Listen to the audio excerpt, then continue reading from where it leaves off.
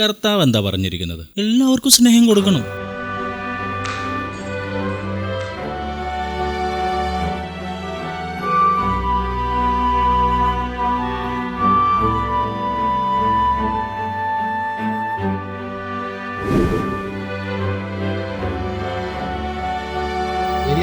കേട്ടായിരുന്നു കേട്ടോ.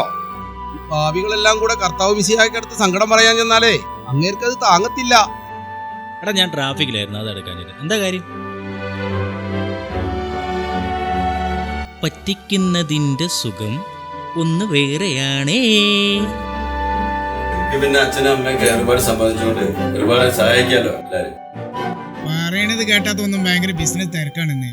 ചാറ്റിംഗ് അല്ലേ പണി. വീട്ടിലാരെങ്കിലും നേരത്തെ പോവാറുണ്ടോ?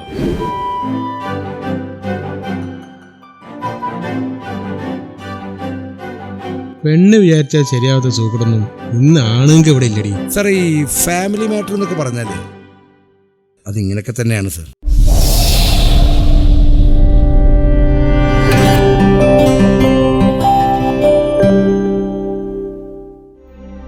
മറ്റുള്ളവരെന്തെങ്കിലും പാപം ചെയ്തെങ്കിലും ആഗ്രഹിക്കുന്നവരുടെ കൂട്ടത്തിലേ നീ ഉണ്ടാവരുത് ജോണിക്കുട്ടി.